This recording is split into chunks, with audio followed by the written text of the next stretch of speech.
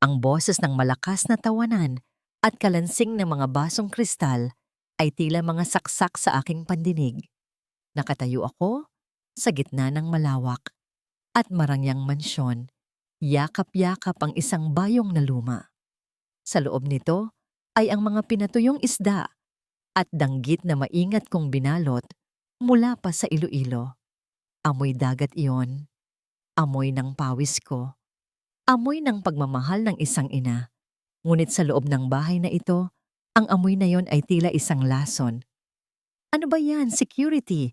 Bakit hinayaan ninyong makapasok ang maruming matandang ito rito? Ang boses na yon ay kay Donatella, ang asawa ng aking panganay na si Marco. Nakasuot siya ng pulang gown na kumikinang sa ilalim ng mga dambuhalang chandelier. Lumapit siya sa akin, hindi upang humalik sa kamay, kundi upang takpan ng kanyang ilong gamit ang isang panyong sutla. Sino ka ba? At anong ginagawa mo sa party namin? Tinitigan niya ako mula ulo hanggang paa.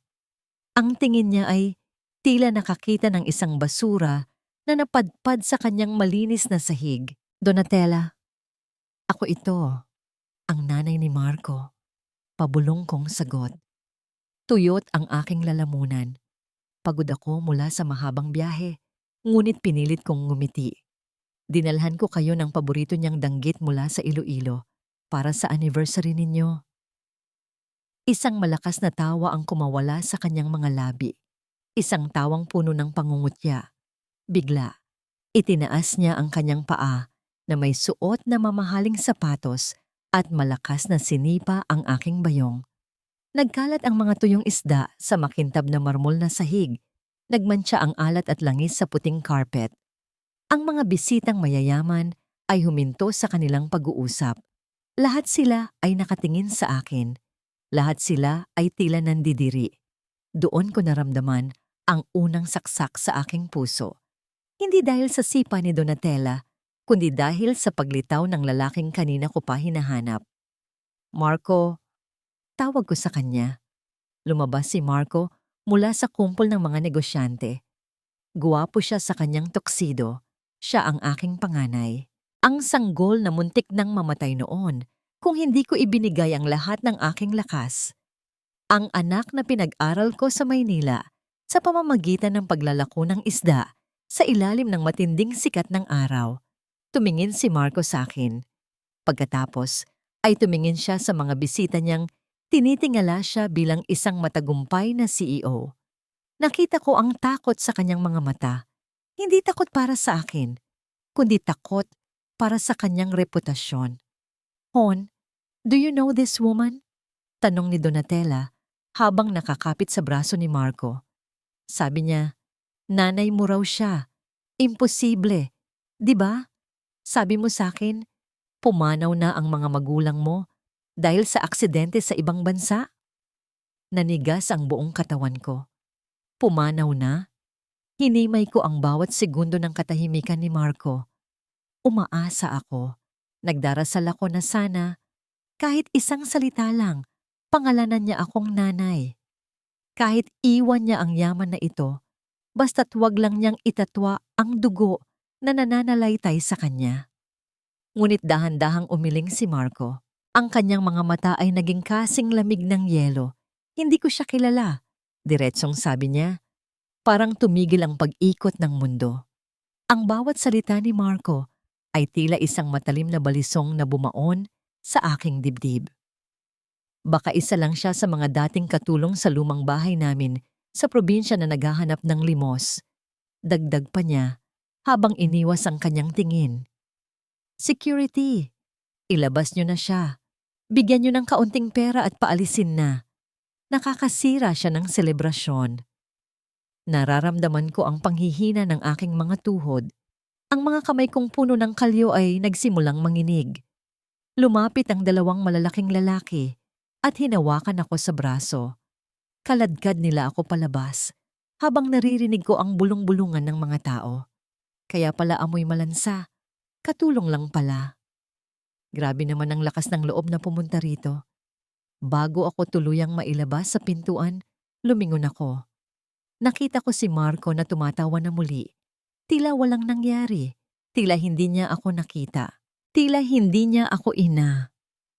Itinapon nila ako sa labas ng gate ng mansyon. Kasabay nito ang biglang pagbuhos ng malakas na ulan. Napasandal ako sa pader ng malamig na semento.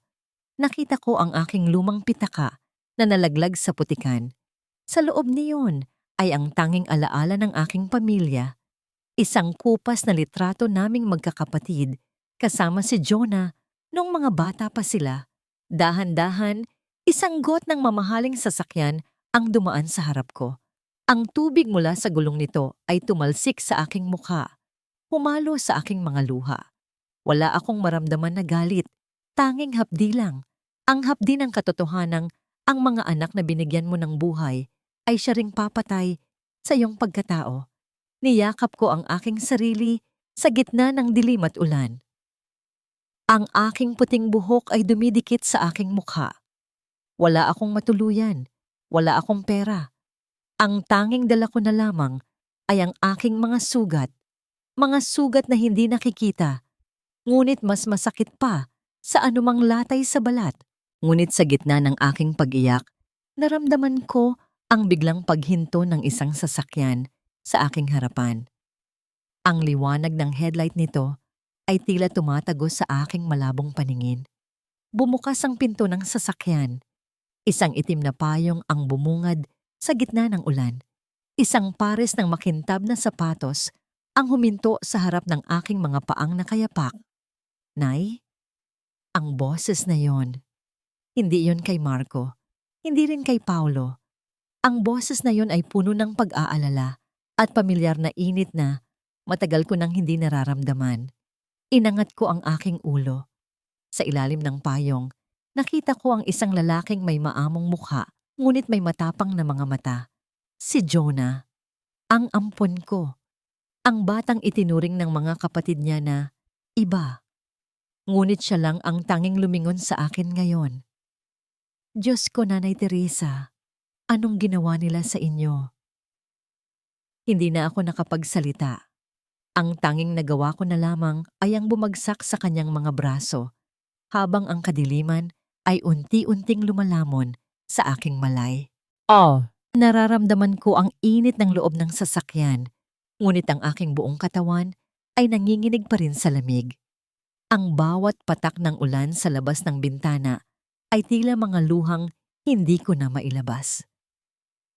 Sa tabi ko, nararamdaman ko ang presensya ni Jonah.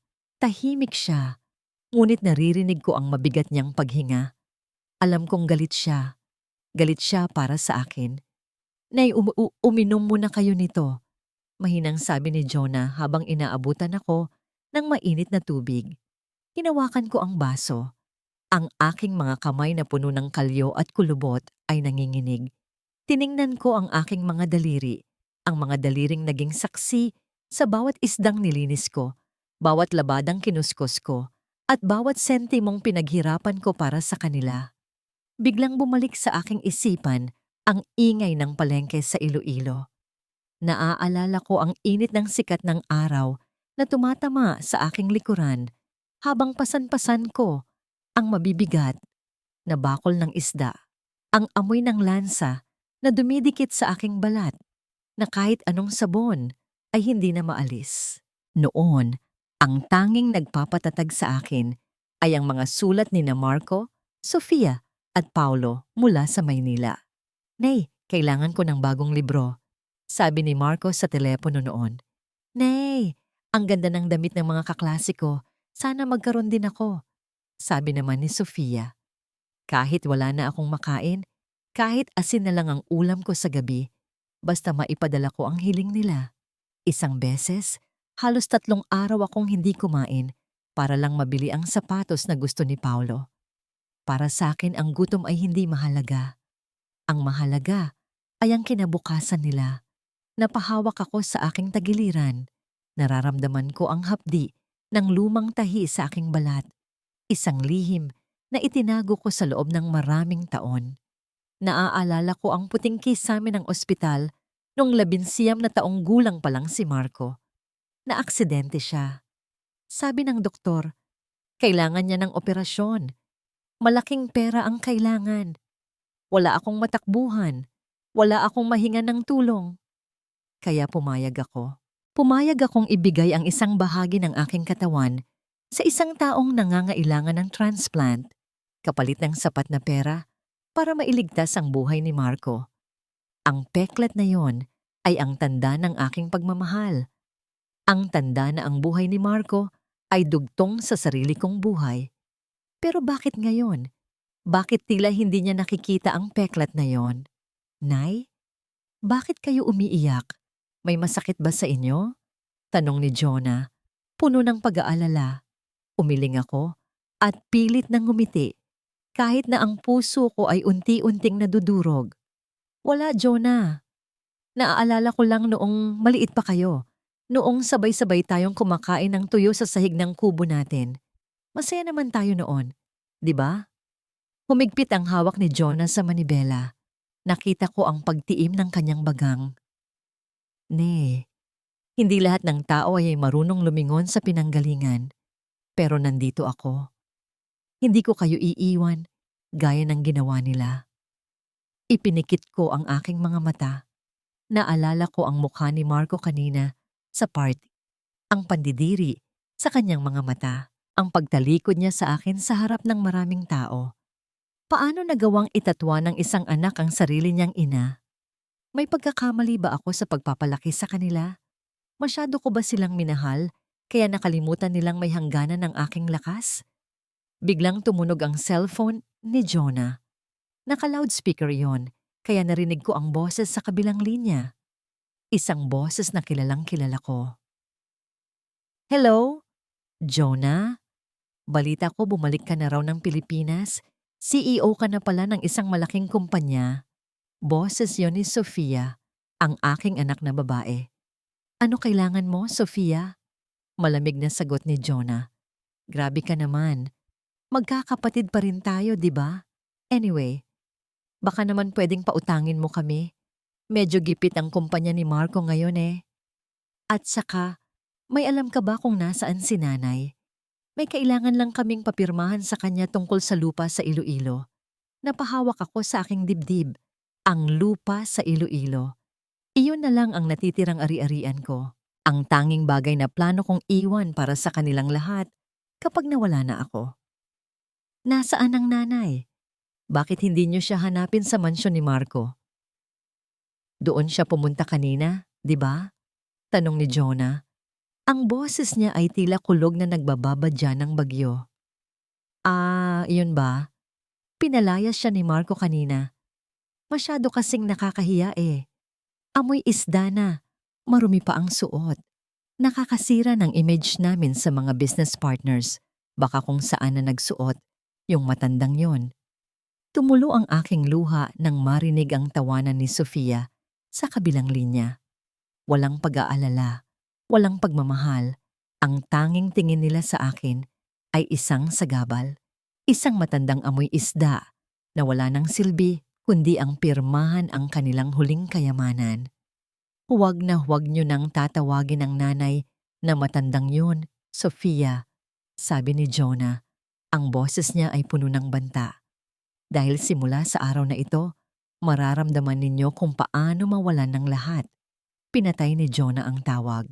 Tumingin siya sa akin at nakita ko ang determinasyon sa kanyang mga mata. Nay, sapat na ang mga luha ninyo. Sapat na ang pagtitiis ninyo sa loob ng maraming taon. Humarap ang sasakyan sa isang malaking gusali, isang pribadong ospital. Dito tayo, Nay. Magpapahinga kayo. At bukas, sisiguraduhin kong malalaman nila kung sino ang totoong nagmamay-ari ng lahat ng tinatamasa nila ngayon. Naramdaman ko ang paghinto ng sasakyan. Ngunit sa puso ko, alam kong ito pa lang ang simula ng isang mas masakit na katotohanan. Ang katotohanang kailangan kong harapin ang sarili kong mga anak, hindi bilang isang ina, kundi bilang isang taong binaliwala nila. Tahimik ang VIP room ng ospital. Tanging ang mahinang tunog ng heart monitor ang naririnig. Nakaupo ako sa tabi ng kama ni Nanay Teresa habang pinagmamasdan ang kanyang mahimbing na pagtulog. CEO, matagumpay na negosyante. Sa mata ng mundo, iyon ako. Pero sa harap ng matandang ito, ako pa rin ang batang Jonah. Ang batang ampon na pinulot niya sa kalsada, binihisan, at minahal ng higit pa sa sarili niyang buhay. Kinuha ko ang kanyang kamay. Napakagaspang, napakaraming bakas ng hirap. Ang bawat kalyo sa kanyang palad ay kwento ng bawat isdang nilinis niya sa Iloilo para lang may maipadala siyang allowance sa Maynila. Bakit, Nay? Bulong ko sa hangin. Bakit mo hinayaang saktan kanila ng ganito? Maya-maya, pumasok ang doktor. May hawak siyang folder at seryoso ang kanyang mukha. Sir Jonah, tapos na ang initial check-up sa kanya. Stable na siya, pero kailangan niyang magpahinga dahil sa matinding stress at pagkapagod, sabi ng doktor. Pero may gusto sana akong itanong tungkol sa medical history niya. Tumayo ako at lumabas kami sa hallway. Ano yun, Doc? Nakita namin ang isang mahabang peklat sa kanyang tagiliran. Lumang tahi na ito, pero mukhang hindi ito dahil sa karaniwang operasyon gaya ng appendix, paliwanag ng doktor. Base sa pagsusuri, kulang siya ng isang bato. Nag-donate ba siya ng kidney noon? Parang huminto ang tibok ng puso ko. Isang bato? Naalala ko noong bata pa ako. Naalala ko ang panahon na laging masama ang pakiramdam ni nanay. Sabi niya noon, nabagsakan lang siya ng mabigat na banyera sa palengke, kaya siya nagkaroon ng tahi sa katawan. Naniwala ako. Lahat kami naniwala. Pero ngayon, unti-unting nabubuo ang katotohanan sa isip ko. Iyon ang taon na naaksidente si Marco. Iyon ang taon na biglang nagkaroon ng sapat na pera si nanay para sa operasyon at pag-aaral ni Marco. Diyos ko, napahawak ako sa aking noo. Ibinenta niya ang sarili niyang organ para lang mabuhay ang anak niyang hayop, ang ugali ngayon. Naramdaman ko ang pag-akyat ng dugo sa aking ulo. Ang galit na kanina ko pa pinipigilan ay tila isang bulkang sasabog na. Kinuha ko ang aking cellphone at tinawagan ang aking head of security at financial analyst. Peter, kumilos na kayo. Malamig ang boses ko. Gusto ko ang lahat ng impormasyon tungkol sa Malvar Group. Ang mga utang nila, ang mga investors nila, at ang lahat ng ari-arian na nakapangalan kina Marco, Sofia, at Paulo. Copy, Sir Jonah. Balita ko. Kating-kati na sila sa expansion project nila, pero wala silang sapat na pondo. Sagot ni Peter. Mabuti. Ngumiti ako ng mapait. Bibili natin ang lahat ng utang nila. Gusto ko, sa oras na magising ang nanay, wala na silang matatawag na kanila. Iparamdam niyo sa kanila kung paano maging pulubi sa sarili nilang lungsod. Pumasok ako muli sa silid at hinalikan ang noo ni nanay. Nay, hindi lang ito para sa paghihiganti. Bulong ko habang pinupunasan ng isang patak ng luha sa aking mata. Ito ay para sa hustisya. Ang bawat patak ng luha mo sa party ni Marco, babayaran nila ng higit pa sa yaman na ipinagmamalaki nila. Eksaktong pagkatapos nyon, nag-vibrate ang cellphone ko. Isang message mula sa isang unknown number. Jonah, si Paulo ito. Narinig ko kay Sofia na kasama mo raw si nanay. Sabihan mo, yung matanda na kailangan namin, yung pirma niya, sa deed of sale ng lupa sa Iloilo. Huwag niyo na kaming pahirapan. Kailangan lang namin ng cash para sa business. Deal? Nanginig ang kamay ko sa tindi ng puot. Hindi man lang nila tinanong kung kumusta ang nanay. Hindi man lang sila nag-sorry sa ginawa nila sa mansyon. Pera pa rin. Lupa pa rin. Nag-reply ako ng maikli. Magkita tayo sa opisina ko bukas ng umaga. Isama mo si Marco at Sofia. Pag-uusapan natin ang deal na gusto ninyo. Tumingin ako sa labas ng bintana ng ospital. Ang ulan ay tumitila na. Pero ang bagyong dadalhin ko sa buhay ng mga anak ni nanay ay kasisimula pa lamang. Hindi nila alam na ang ampon na minaliit nila noon ang siyang magpapabagsak sa mundong itinayo nila sa ibabaw ng sakripisyo ng kanilang ina. Hinigpitan ko ang hawak sa baso ng alak habang nakatingin sa labas ng bintana ng aking opisina. Mula rito sa itaas ng gusali sa Makati, tila napakaliit ng mga tao sa ibaba. Ganoon ang gusto ko. Ang laging nasa itaas, ang tinitingala. Pero sa loob ng 3 oras na ito, pakiramdam ko ay unti-unti akong nilalamon ng lupa. Marco, ano na? Tutulala ka na lang ba riyayan? Ang boses ni Donatella ay parang talim na humihiwa sa katahimikan. Pumasok siya sa loob, dala ang kanyang mamahaling bag, pero ang mukha niya ay puno ng galit. Tumawag ang bangko. Kung hindi natin mababayaran ang interest ng loan natin ngayong linggo, ipo-foreclose nila ang mansyon. Do you hear me? Ang mansyon natin. Ibinaba ko ang baso at hinarap siya. Alam ko, Donatella, hindi mo kailangang ipamukha sa akin.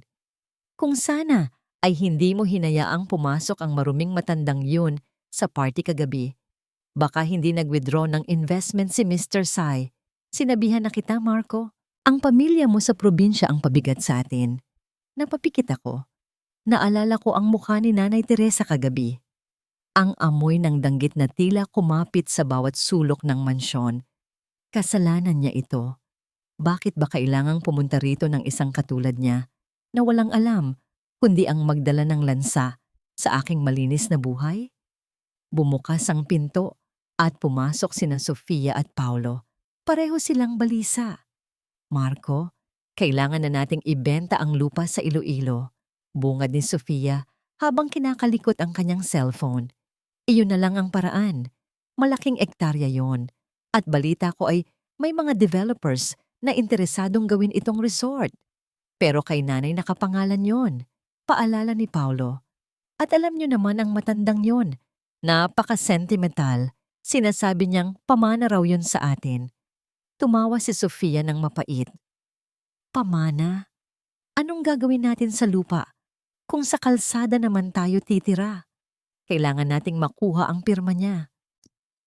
Ang problema, nasaan siya? Tanong ni Donatella habang naglalakad pabalik-balik. Matapos siyang paalisin ni Marco kagabi, hindi na siya bumalik. Baka nagtatampo. Hayaan mo siyang magtampo, sabi ko habang iniisip ang susunod na hakbang. Basta pirma lang ang kailangan natin sa kanya. Pagkatapos noon, pwede na siyang bumalik sa Iloilo at mamuhay doon hanggat gusto niya. Biglang tumunog ang telepono sa ibabaw ng aking mesa. Ang aking sekretary. Sir Marco, may nag-email po sa atin. Isang malaking kumpanya, ang J. Malvar Holdings. Sinasabi nilang binili na nila ang lahat ng utang ninyo sa bangko. Napatayo ako. Ano? Binili ang utang? Opo, sir. At gusto po nilang makipagkita sa inyo ngayon din sa kanilang head office, kasama ang inyong mga kapatid. Nagkatinginan kaming apat. J. Malvar Holdings? Ngayon ko lang narinig ang pangalang yon, pero ang titulong Malvar ay tila nanunuot sa aking sistema. Baka ito na ang swerte natin, Marco? Excited na sabi ni Sofia. Baka may investor na gustong isave ang kumpanya natin kapalit ng shares. Pero bakit Malvar din ang pangalan? Tanong ni Paulo. Baka nagkataon lang, sagot ni Donatella habang inaayos ang kanyang makeup. Ang mahalaga, may pera silang pambayad sa utang natin. Marco, let's go. Ayusin mo ang sarili mo. Kailangan nating magmukhang kagalang-galang sa harap ng bagong investor na ito. Inayos ko ang aking taksido. Huminga ako ng malalim. Pilit na itinatago ang kaba. Isang pagkakataon, isang pirma sa lupa sa Iloilo, at itong bagong investor, iyon ang magbabalik sa akin sa tuktok. Hindi ko hahayaang mawala ang lahat. Hindi ako pwedeng bumalik sa pagiging anak ng isang tindera ng isda. Paglabas namin ng opisina, tumawag muli ang sekretary ko. Sir Marco, may pahabol na mensahe ang J. Malvar Holdings. Ano yon? Sabi po nila, huwag niyo raw kalimutang dalhin ang puso ninyo sa meeting. Dahil baka, yun daw ang kailangan nilang kabayaran. Kumunot ang noo ko. Isang kakaibang mensahe. Pero binaliwala ko yon. Sumakay kami sa aming mamahaling sasakyan.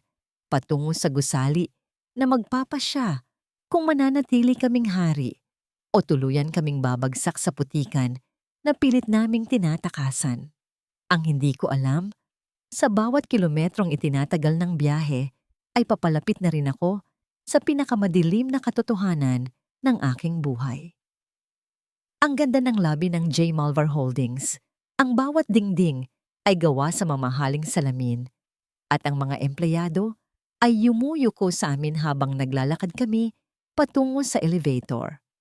Kita mo na, Marco, bulong ko habang inaayos ang aking designer bag. Sabi ko sa iyo, malaking kumpanya ito. Baka gusto lang nilang makipag-merger dahil sa pangalan natin. Malvar is a brand in Manila after all. Sumang-ayon si Paulo habang tinitingnan ang kanyang refleksyon sa salamin ng elevator. Kailangan lang nating galingan ang sales pitch natin. Don't worry. Once we get the investment, bibilhan kita ng bagong relo, Sofia. Pagdating sa penthouse, dinala kami ng isang secretary sa isang napakalaking opisina. Ang pader sa dulo ay puro salamin. Tanaw ang buong skyline ng Makati. Nakatalikod ang chairman sa amin, nakaupo sa isang swivel chair. "Good morning, Mr. Chairman," sabi ni Marco sa kanyang pinaka-professional na boses. "We are the Malvar siblings. Thank you for buying our debts and inviting us here." Dahan-dahang humarap ang upuan. Parang huminto ang hininga ko. Nanlaki ang mga mata ko. Ang lalaking nakaupo sa harap namin, suot ang isang suit na mukhang mas mahal pa sa buong kumpanya namin, ay hindi isang matandang business tycoon. "Jonah?" Halos pasigaw na, sabi ko. Si Jonah, ang ampon na itinuring naming katulong noon. Ang batang laging nakasuot ng butas-butas na t-shirt at tagabuhat ng aming mga gamit. "Long time no see, Sofia. Marco Paulo," sabi ni Jonah. Ang boses niya ay malalim, kalmado, at puno ng awtoridad. "Anong biro ito?" Galit na sabi ni Marco, humahakbang palapit sa mesa. "Saan mo ninakaw ang suit na yan? At bakit ka nakaupo sa upuang yan?" Tumawa ako ng mapait, kahit na nanginginig ang mga kamay ko sa kaba. "Baka naman driver ka lang dito, Jonah? O baka gigulo ka na ngayon, kaya nagkaroon ka ng access sa opisinang ito? Umalis ka nga dyan bago kami tumawag ng security." Hindi natinag si Jonah. Kumuha siya ng isang folder at inihagis ito sa gitna ng mesa. "Basahin niyo yan," sabi ni Jonah. "Lahat ng utang niyo sa 5 bangko, binili ko na. Ang bahay ni Marco, ang kondo mo, Sofia, at ang mga sasakyan ni Paulo. Lahat yan ay nasa ilalim na ng pangalan ko. In one snap of my fingers, I can make you all homeless." Natahimik kaming lahat. Binuksan ni Marco ang folder at nakita ko ang pamumutla ng kanyang mukha. "Paano?" Bulong ni Marco. "Paano mo nagawa ito? Habang nagpapakasasa kayo, sa yaman na galing sa dugo at pawis ni nanay, nagtatrabaho ako sa Singapore," sabi ni Jonah habang tumatayo. "Habang pinapahiya niyo si nanay sa harap ng mga kaibigan niyo, ako ang nag-aalaga sa kanya sa ospital." "Nasaan si nanay?" tanong ni Paulo, pero halatang takot ang nasa boses niya. "Ligtas siya. Malayo sa inyo," sagot ni Jonah. "Pero may isang pagkakataon pa kayong iligtas ang kumpanya niyo. Isang deal." "Ano yon?" tanong ko agad. Kahit anong mangyari, hindi ako pwedeng maging mahirap. Tumingin si Jonah sa amin, isa-isa. Ang kanyang mga mata ay tila nagbabaga sa galit. "Babalik kayo sa Iloilo ngayong linggo. Gagawa kayo ng isang marangyang pag-aalay para sa anibersaryo ng pagkamatay ni tatay. At doon, sa harap ng lahat ng taong nakakilala sa inyo, noong mahirap pa kayo, luluhod kayo at hihingi ng tawad kay nanay." "Ano? Luluhod?" Sigaw ko. "Hindi ko gagawin yan.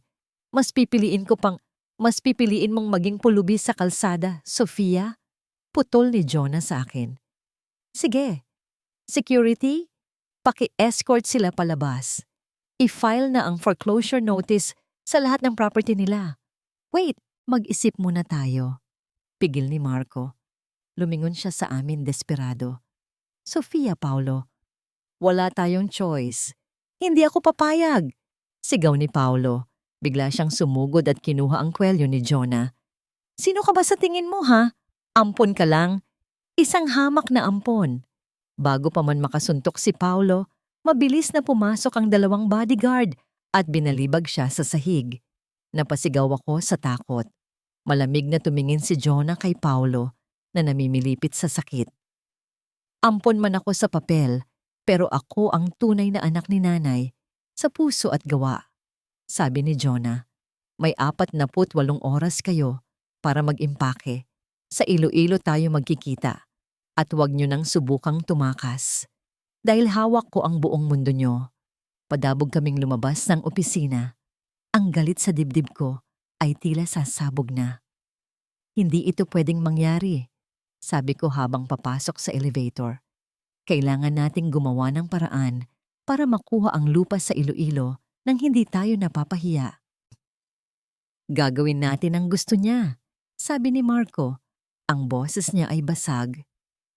Babalik tayo sa Iloilo. Pero doon natin tatapusin ang lahat. Hindi ko alam kung ano ang plano ni Marco, pero isa lang ang sigurado. Ang pagbabalik namin sa probinsya ay hindi magiging isang masayang reunion. Magiging isa itong giyera. Nakaupo ako sa beranda ng aming lumang bahay dito sa Iloilo.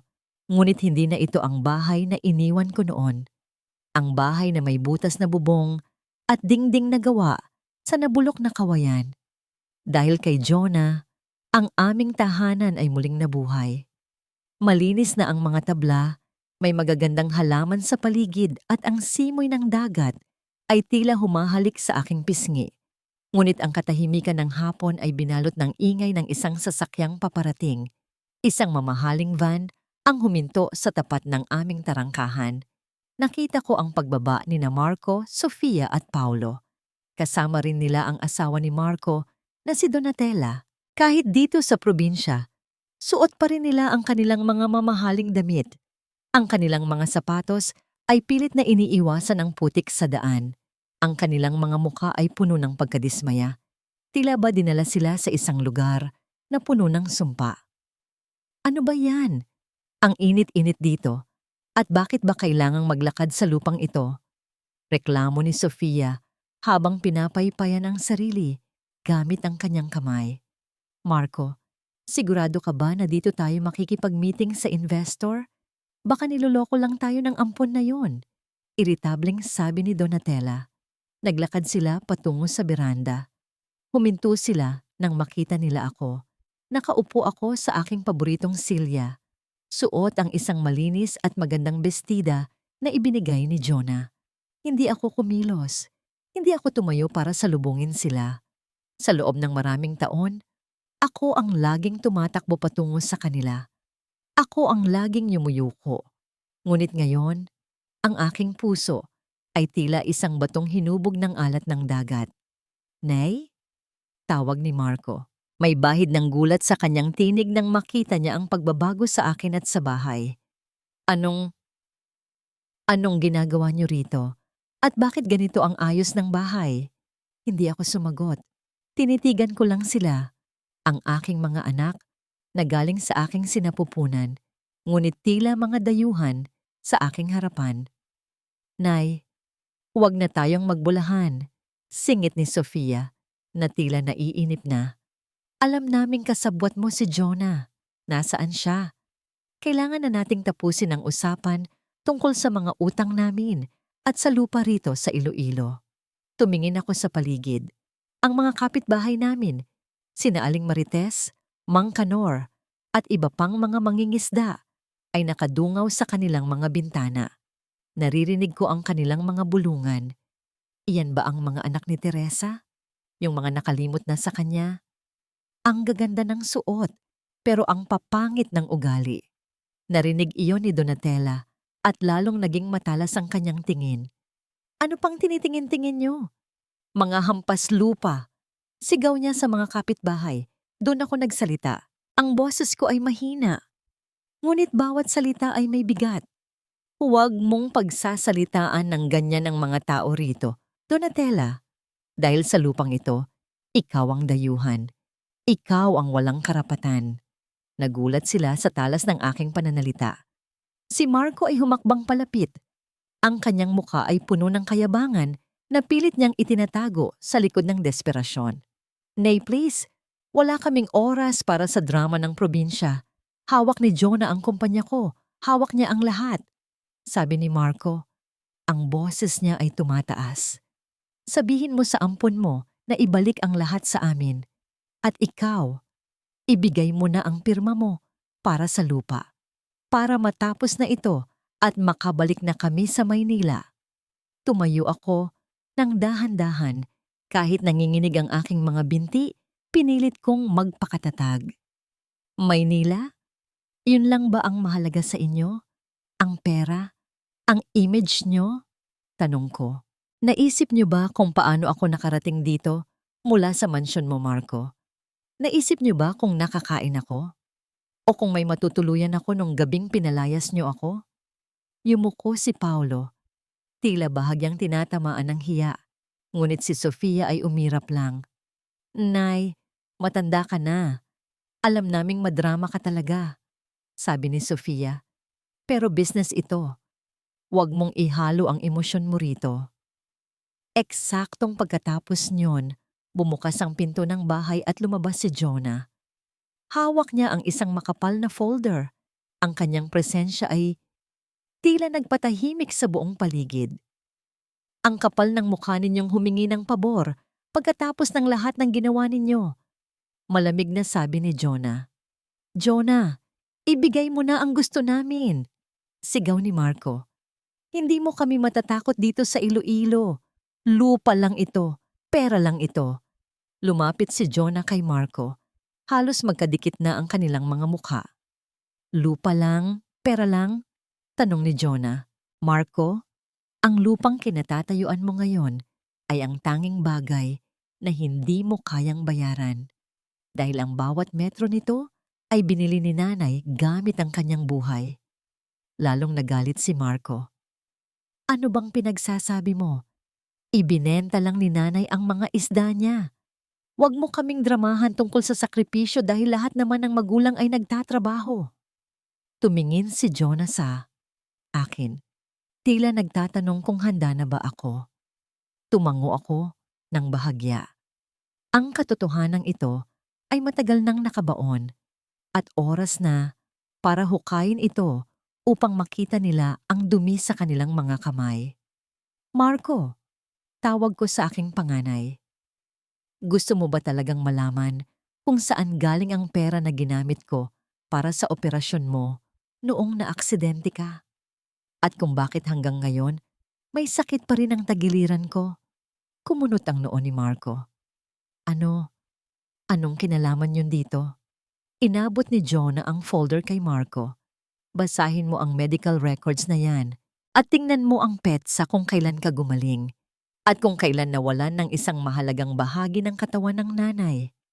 Ang hangin sa Iloilo ay tila naging kasing bigat ng tingga. Habang dahan-dahang binubuksan ni Marco ang folder, nararamdaman ko ang mabilis na tibok ng aking puso. Ito na ang katotohanang wawasak sa kanilang mundong gawa sa buhangin. Hawak ko ang kapalaran nila sa aking mga kamay, pero mas mabigat ang katotohanang hawak ko sa aking puso. Pinagmasdan ko si Marco habang binabasa niya ang bawat pahina ng medical records na ibinigay ko. Ang kanyang mga kamay ay nagsimulang manginig. Ang pagiging mayabang at matikas na CEO ay tila natutunaw, napapalitan ng isang batang naliligaw at natatakot. Ano ito, Jonah? Ang boses ni Marco ay halos pabulong na. Bakit? Bakit pangalan ni nanay ang narito sa organ donation files? Bakit 2005 ang petsa? 2005, Marco. Iyan ang taon na muntik ka nang mamatay sa aksidente. Malamig kong sabi. Sabi ni nanay sa inyo, nakakuha siya ng loan sa bangko para sa operasyon mo. 'Di ba? Sabi niya, sapat ang kinikita niya sa palengke para mabayaran ng lahat. Tumingin ako kina Sofia at Paulo na ngayon ay nakikinig na rin. Ang kanilang mga mukha ay puno ng pagtataka. Pero ang totoo, walang bangko na magpapahiram sa isang tindera ng isda. Patuloy ko. Lumapit ako kay Marco at itinuro ang folder. Ibinenta ni nanay ang isa niyang bato, kidney, para lang magkaroon ng sapat na pera para dugtungan ang buhay mo. Iyan ang dahilan kung bakit hanggang ngayon mabilis siyang mapagod. Iyan ang dahilan kung bakit kahit masakit ang kanyang tagiliran, tinitiis niya ang lansa sa palengke para lang may maipadala sa inyo sa Maynila. Nabitawan ni Marco ang folder. Nagkalat ang mga papel sa sahig sa mismong putika na iniiwasan nila kanina. Hindi totoo yan. Pagtanggi ni Sofia habang lumuluhana. Sabi niya, galing sa pensyon ni tatay ang perang pambili ko ng sasakyan at ang tuition ko sa mamahaling school. Pension? Tumawa ako ng mapait. Sofia, namatay si tatay na walang iniwang kahit ano kundi utang. Ang perang ginamit mo? Galing yon sa pagiging domestic helper ni nanay sa Dubai sa loob ng 3 taon. Hindi niya sinabi sa inyo dahil ayaw niyang mag-alala kayo. Sinabi niya sa inyo na nasa probinsya lang siya. Pero ang totoo, sinasaktan siya ng amo niya doon habang ikaw nagpapakasasa sa mga signature bags mo. Katahimikan. Isang nakakabinging katahimikan ang bumalot sa aming lahat. Kahit si Donatella ay hindi na makapagsalita, ang kanyang mukha ay puno ng takot. At ikaw, Paulo, lumingon ako sa bunso. Ang puhunan na ginamit mo sa negosyo mong palaging nalulugi? Iyon ang huling ipon ni nanay na dapat sana ay pampagamot niya sa kanyang sarili. Pero mas pinili niyang ibigay sa iyo dahil sabi mo, iyon ang pangarap mo. Tumingin ako kay Nanay Teresa. Nakatayo lang siya roon, tahimik na tumutulo ang mga luha. Ang kanyang katahimikan, ang pinakamakasakit na sandata sa lahat. Lahat ng yaman ninyo, lahat ng yabang ninyo, ay itinayo sa ibabaw ng unti-unting pagkamatay ng nanay. Sabi ko, ang boses ko ay puno ng puot. Tinawag niyo siyang marumi? Tinawag niyo siyang amoy isda? Ang lansa na naaamoy ninyo sa kanya ay ang amoy ng sakripisyong bumuhay sa inyo. Biglang lumapit si Marco kay nanay. Sinubukan niyang hawakan ang kamay nito, pero napaatras siya. Tiningnan niya ang tagiliran ni nanay, kung saan alam niyang naroon ang mahabang peklat ng operasyon. Hikbi ni Marco. Bakit hindi niyo sinabi? Bakit niyo ginawa yon? Hindi sumagot si nanay. Tumingin lang siya sa malayo, sa dagat na naging saksi sa lahat ng kanyang paghihirap.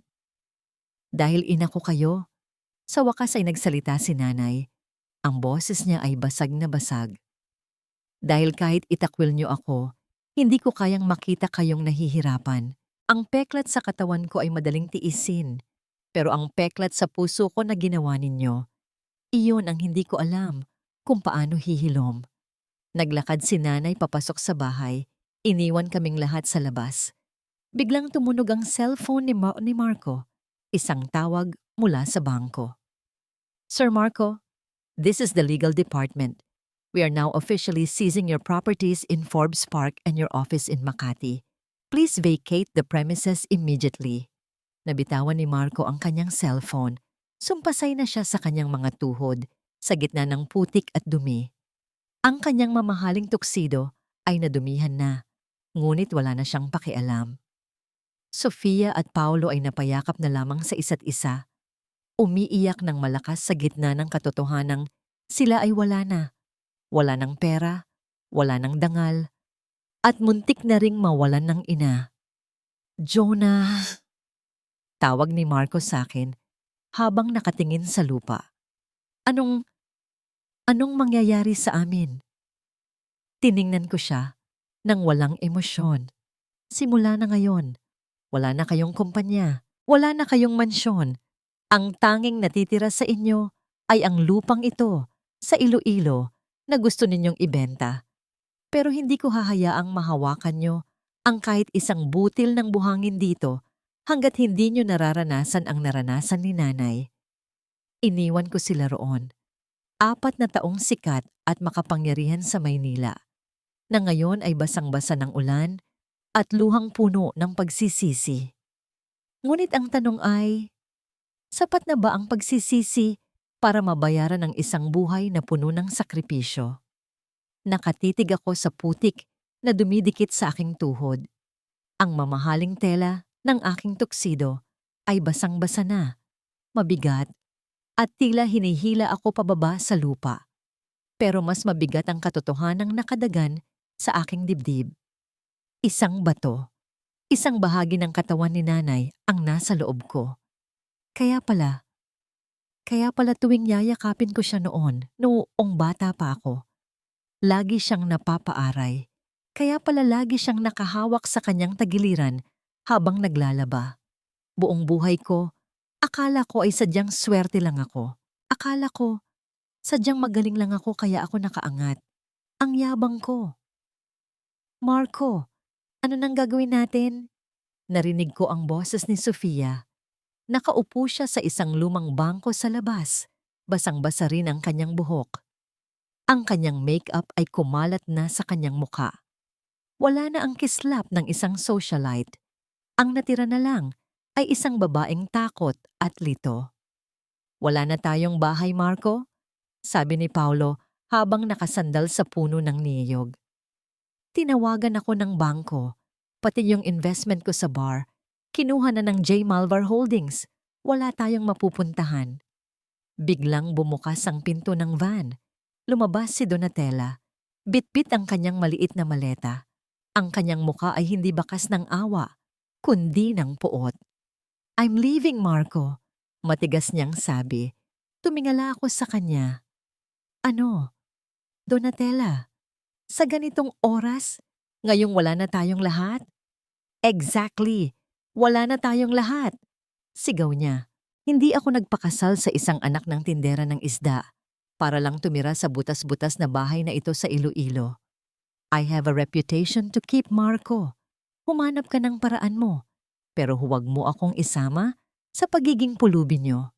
Pinanood ko siyang sumakay sa isang tricycle na dumaan. Hindi man lang siya lumingon. Ang babaeng inuna ko pa, kaysa sa sarili kong ina, ay siya ring unang nang iwan sa akin nang mawala ang aking pera. Natawa ako ng mapait. Isang tawa na humantong sa hagulgol. Bagay lang sa atin ito, sabi ko sa mga kapatid ko. Karapat-dapat lang tayong iwanan sa ulan. Tumayo ako, kahit nangangatog ang aking mga binti. Naglakad ako patungo sa pintuan ng bahay. Sumunod sina Sofia at Paulo, tila mga tutang basang-basa na naghahanap ng masisilungan. Kumatok ako. Mahina sa simula hanggang sa naging malakas. Nay, nanay, sigaw ko. Patawarin niyo po kami. Nay, parang awa niyo na. Bumukas ang pinto. Hindi si Jonah ang lumabas, kundi si Nanay Teresa. May hawak siyang lampara. Ang liwanag nito ay nagbigay ng anino sa kanyang mukha. Isang mukhang puno ng pagod, ngunit may bakas pa rin ng pagmamahal na hindi ko maintindihan kung paano pa nananatili roon. Lahat kami ay sabay-sabay na lumuhod sa kanyang harapan, sa matigas na semento, sa gitna ng ulan. Nay, sorry po. Ikbi ni Sofia habang nakayakap sa paa ni nanay. Patawarin niyo po ako sa lahat ng sinabi ko, sa pagiging mapagmataas ko. Nay, hindi ko alam. Hindi ko alam yung tungkol sa bato niyo, sabi ko habang nakayuko. Sana ako na lang yung nahirapan. Sana hindi niyo na lang ako iniligtas kung magiging ganito lang din akong hayop sa inyo. Nanatiling tahimik si nanay. Ang tunog lang ng ulan at ang aming mga hikbi ang naririnig sa paligid. Gusto niyo ba talagang bumawi? Mahinang tanong ni nanay. Nag-angat kami ng tingin. Sabay-sabay kaming tumango. Gagawin namin ang lahat, Nay. Kahit ano. Pangako ni Paulo. Dahan-dahang pumasok si nanay sa loob at may kinuha. Pagbalik niya, may hawak siyang 3 malalaking bakol, ang mga basket na ginagamit sa paglalako ng isda. Inilapag niya ang mga yon sa harap namin. Ang yaman niyo sa Maynila ay galing sa pawis at lansa, sabi ni nanay. Ang boses niya ay kalmado, pero may awtoridad.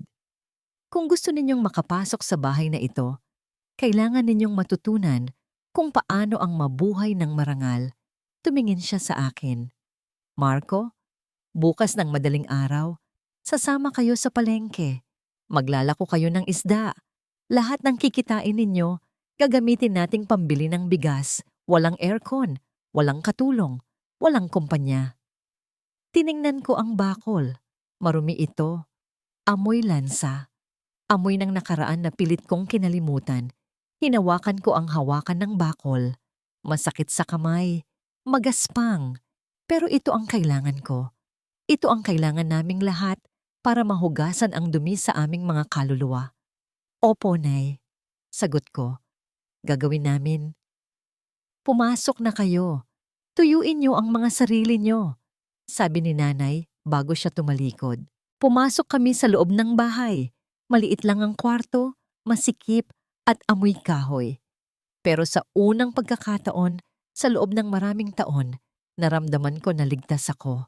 Naramdaman ko na kahit wala na akong isang sentimo sa bangko, mayroon akong isang bagay na hindi kayang bilhin ng kahit sinong CEO sa mundo. Isang pagkakataong maging anak muli. Ngunit habang nakahiga ako sa manipis na banig ng gabing iyon, narinig ko ang mahinang pag-ubo ni nanay mula sa kabilang kwarto. Isang ubong, tila may dalang hapdi. Napahawak ako sa aking tagiliran. Doon ko napagtanto, ang paghingi ng tawad ay simula pa lang. Ang totoong laban ay kung paano ko ibabalik ang lakas na ibinigay ni nanay para lang ako ay mabuhay. 3:00 pa lang ng madaling araw, ramdam ko na ang lamig ng simoy ng dagat na tumatagos sa mga siwang ng aming dingding. Dahan-dahan akong bumangon. Masakit ang aking likod at ang tahi sa aking tagiliran ay tila kumikirot sa tuwing lumalamig ang panahon. Ngunit binaliwala ko iyon. Kinuha ko ang aking lumang balabal at lumabas sa sala. Doon, nakita ko ang aking 3 anak na nakahiga sa banig. Sina Marco, Sofia at Paulo. Ang mga anak kong dati ay sa malalambot na kama natutulog. Ngayon ay magkakatabi sa matigas na sahig. Gising na. Mahina ngunit matigas kong sabi habang kinakatok ang pader. Nakita ko ang hirap sa kanilang mga mata nang magmulat sila. Si Sofia ay napahawak sa kanyang likod. Si Paulo naman ay nakapikit pa habang pilit na bumabangon. Si Marco ang unang tumayo. Walang reklamo, walang kibo. Kinuha niya ang bakol at isinakbit sa kanyang balikat. Naglakad kami patungo sa pantalan. Ang amoy ng lansa ay agad na sumalubong sa amin. Nay, ang baho naman dito, bulong ni Sofia habang tinatakpan ng kanyang ilong. Humarap ako sa kanya. Diyan galing ang bawat butil ng kanin na kinain mo nung nag-aaral ka sa Maynila, Sofia. Kung nandidiri ka sa amoy ng isda, para mo na ring sinabing nandidiri ka sa buhay na ibinigay ko sa'yo. Yumuko si Sofia. Sorry po, Nay. Buong umaga, pinanood ko sila. Nakita ko si Marco na binuhat ang mga mabibigat na banyera mula sa bangka. Ang kanyang puting mga kamay ay iunti-unting namumula at nagkakapaltos. Nakita ko si Paulo na nakikipagtawaran sa mga mamimili kahit na pinapagalitan siya ng mga matatandang tindera dahil sa maling pagtitimbang. At si Sofia, nakita ko siyang nakaupo sa tabi ng isang tumpok ng isda, naglilinis. May isang batang lansangan na lumapit sa kanya, gusgusin at mukhang gutom. Dati, malamang ay tatalikuran ito ni Sofia o tatawag ng security. Pero nakita ko ang aking anak na kumuha ng isang pandesal mula sa kanyang supot at ibinigay ito sa bata. Hinawakan niya ang ulo ng bata at ngumiti ng bahagya. Doon, naramdaman ko ang uente-unting paghilom ng sugat sa aking puso. Hindi ko sila pinapahirapan dahil gusto ko silang makitang nagdurusa. Ginagawa ko ito dahil gusto kong makita nilang muli ang kanilang mga puso na nalunod sa pera at kayabangan. Nang sumapit ang hapon, bumalik kami sa bahay. Pagod na pagod silang lahat, pero may kakaibang kapayapaan sa kanilang mga mukha. Nagluto ako ng hapunan, tuyong danggit, sinangag, at mainit na kape. Ang mismong pagkain na tinanggihan at sinipa ni Donatella. Sa mansyon, tahimik kaming kumakain nang biglang dumating si Jonah. Pumasok siya sa loob, suot ang kanyang maayos na polo. Tumingin siya kina Marco na ngayon ay amoy isda at madungis, pero sa pagkakataong ito, hindi niya sila tiningnan ng may pangungutya. "Nay!" Tawag ni Jonah sa akin. "Maayos na ang lahat. Ang kumpanya ni Marco sa Maynila ay nasa ilalim na ng pangalan niyo. Ang mga utang ay nabayaran na. Hawak ko na ang mga titulo ng lahat ng property na nawala sa kanila." Napatigil sa pagkain sina Marco. Nakita ko ang pag-asa sa kanilang mga mata, pero nakita ko rin ang takot. Takot na baka ito na ang huling pagkakataon nila. Inilapag ni Jonah ang mga dokumento sa harap ko. "Nay, ikaw ang may-ari ng lahat ng ito ngayon," sabi ni Jonah habang nakatingin sa akin. "Ikaw ang magpapasya. Ibabalik mo ba sa kanila ang buhay mayaman sa Maynila? O hahayaan mo silang manatili rito?" Tumingin ako kay Marco, kay Sofia, at kay Paulo. Nakita ko ang panginginig ng mga kamay ni Marco. Hindi siya tumitingin sa mga dokumento. Nakatingin siya sa akin. "Nay," sabi ni Marco. Ang boses niya ay basag. "Kahit anong desisyon niyo tatanggapin ko. Kung gusto niyo kaming manatili rito at maglako ng isda habang buhay, gagawin ko. Basta huwag niyo lang kaming itaboy muli sa puso niyo." Sofia at Paulo ay tumango rin, luhaan. Wala na ang kislap ng alahas, pero sa unang pagkakataon, nakita ko ang kislap ng katapatan sa kanilang mga mata. Humarap ako kay Jonah at pagkatapos ay sa aking mga anak. Hinawakan ko ang mga dokumento. Ang mga papel na ito ang kumakatawan sa lahat ng sakit at sakripisyong pinagdaanan ko. Dahan-dahan, kinuha ko ang isang pluma. Ngunit bago ko ilapat ang aking pirma, tumingin muli ako sa kanila. Ang yaman ay madaling makuha, pero ang pagkatao ay mahirap buuin muli. Sabi ko sa kanila, "Jonah, may gusto akong ipagawa sa mga dokumentong ito. Isang bagay na hindi nila inaasahan.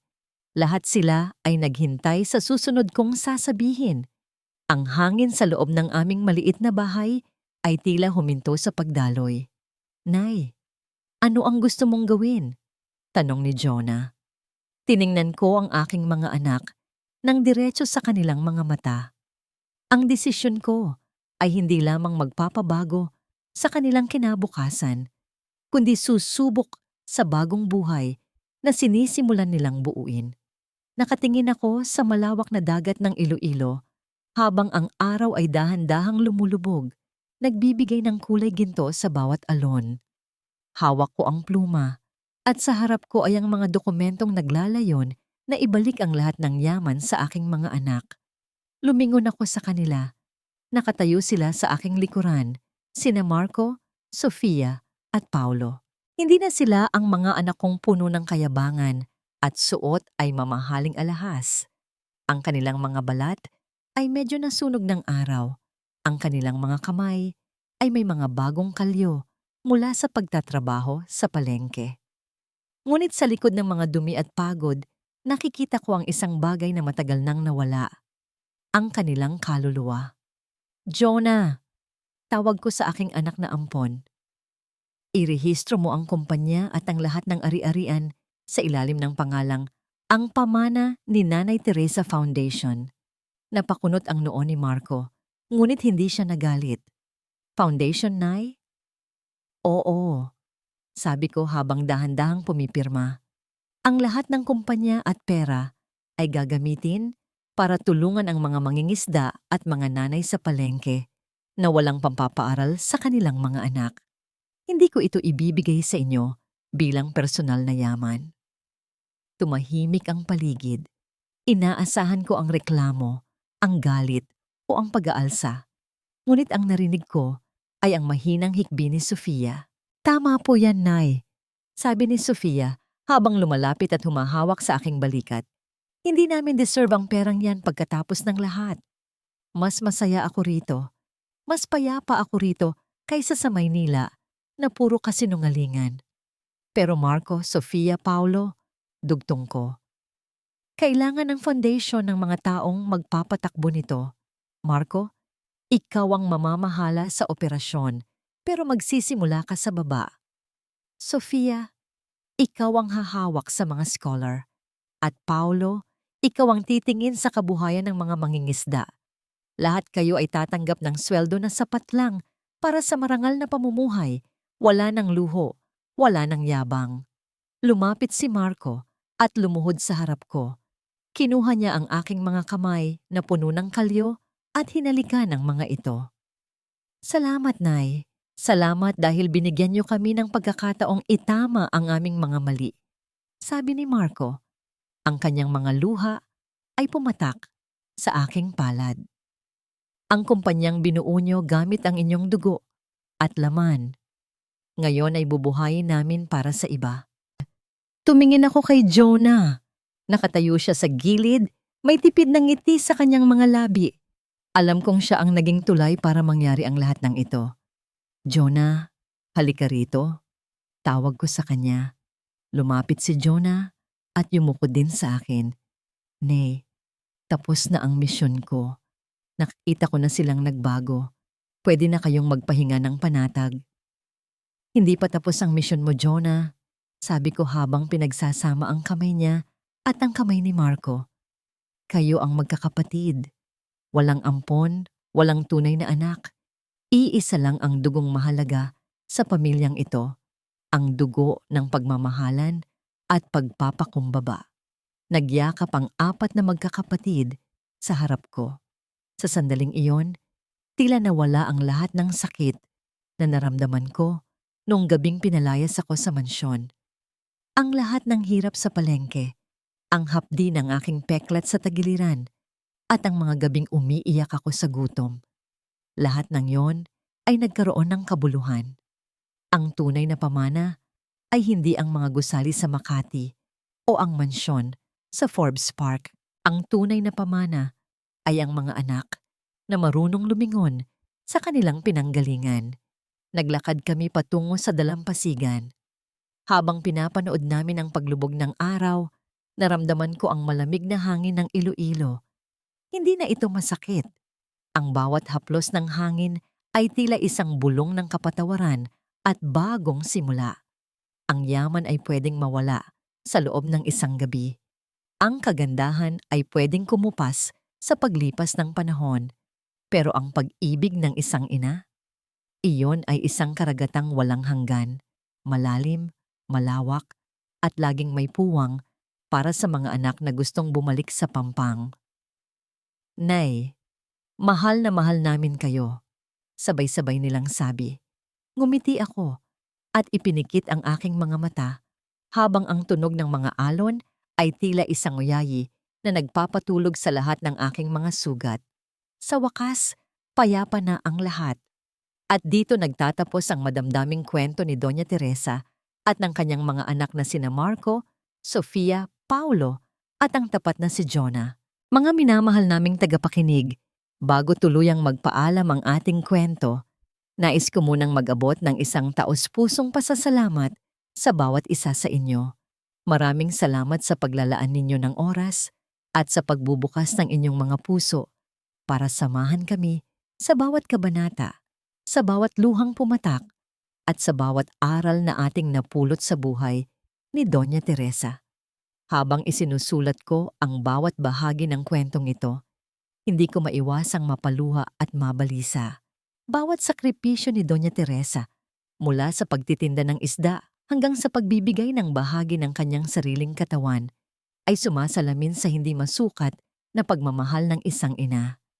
Naalala ko ang sarili kong mga magulang, ang kanilang mga lihim na paghihirap, at ang mga bagay na pilit nilang itinatago para lamang makita tayong nakangiti at matagumpay. Ang kwentong ito ay alay ko sa lahat ng mga ina na tinitiis ang lansa at dumi ng mundo para lamang maging malinis at maayos ang kinabukasan ng kanilang mga anak. Sana ay naging paalala ito sa ating lahat na ang tunay na yaman ay hindi nasusukat sa laki ng bahay, sa tatak ng sasakyan, o sa dami ng pera sa bangko. Ang tunay na kayamanan ay ang pagkakaroon ng isang pusong marunong lumingon sa pinanggalingan, pusong marunong magpatawad, at pusong puno ng pasasalamat. Naway baunin ninyo ang mensaheng walang huli sa pagbabago. At ang pagmamahal ay palaging may puwang para sa isang bagong simula. Bago tayo maghiwalay, nais ko pong malaman ang inyong mga saloobin. Meron ba kayong bahagi ng kwento na tumagos sa inyong puso? O baka naman meron din kayong sariling karanasan tungkol sa sakripisyo ng inyong mga magulang na nais ninyong ibahagi? Iwan lamang po ninyo ang inyong mga komento sa ibaba. Ang inyong bawat mensahe ay nagsisilbing inspirasyon sa amin upang patuloy na lumikha ng mga kwentong may kabuluhan at pag-asa. Muli, maraming salamat sa inyong walang sawang suporta. Hanggang sa muli nating pagkikita sa susunod na kwento ng pag-ibig, pamilya at buhay. Naway manatili ang pagmamahalan sa loob ng inyong mga tahanan. Paalam po sa inyong lahat.